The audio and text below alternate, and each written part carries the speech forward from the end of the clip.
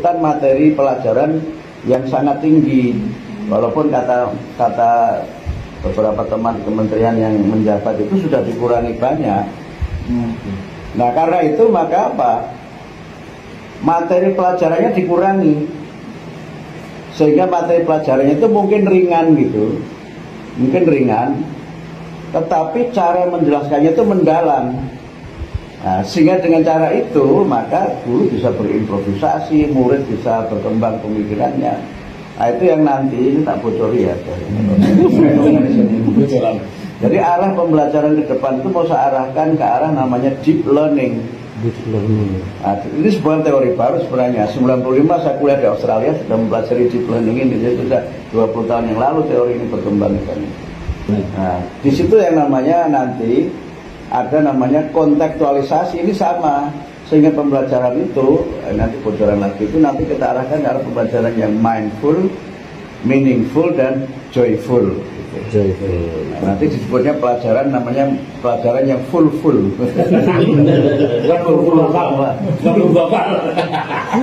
jadi nanti kurikulumnya kurikulum full.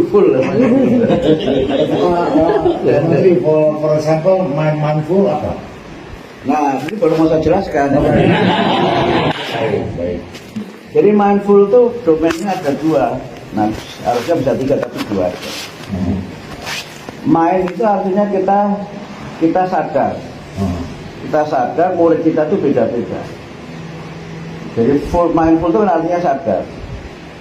Mindful itu peka, sensitif. Jadi murid kita ini jangan kita anggap sama, kita harus sadar itu mereka ini nggak sama. Nah yang kedua, mindful itu adalah pembelajaran yang mendorong murid untuk selama belajar itu berpikir, berpikir sehingga selama proses belajar itu dia didorong untuk terlibat. Jadi misalnya tadi Kak Bapak tiba-tiba menanya di tengah itu jangan dihentikan gitu. Baru nanti kalau pertanyaan tidak relevan nanti diarahkan. Tapi kalau relevan jangan dihentikan. Misalnya nih guru agama ya menjelaskan apa jenis-jenis air gitu kan. Air ada banyak gitu kan. Ada air apa, bisa saja dimulai dari situ. Air ada banyak apa gitu kan. Tapi nanti diarahkan, nah itu air dalam hubungannya dengan kehidupan sehari-hari. Nah kalau air hubungannya dengan ibadah itu hanya ada 3 gitu kan. Jadi air yang mutlak, air yang mustakmal, dan air yang mutanajis. Jadi mereka langsung tahu, oh berarti dia bisa punya kemampuan mengklasifikasi sesuatu berdasarkan pengelompokannya. Mungkin dia bisa jawab juga air got, gitu kan? Nggak apa-apa untuk tahap awal, nggak apa-apa, namanya eksplorasi. Itu, oh air apa namanya? Dia mungkin akan bilang itu air kolam apa? Oke, itu air dalam kehidupan sehari-hari. Tapi kalau hubungannya dengan ibadah, tidak ada air got, tidak ada air ini, tapi airnya ini. Nah itu namanya mindful, Pak. Gitu. Baik. Mindful. Jadi ngajar saya. Yang kedua itu meaningful. Dia itu tahu saya belajar ini tujuannya untuk apa? Gunanya saya belajar ini itu untuk apa?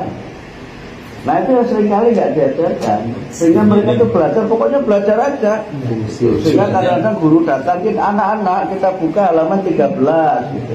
Terus untuk apa dibuka halaman 13? Kenapa tidak 14? Gitu.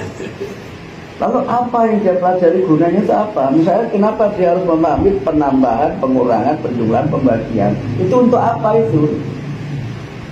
Sehingga karena dia tidak menemukan gunanya ilmu yang dia pelajari itu, maka motivasinya menjadi kurang.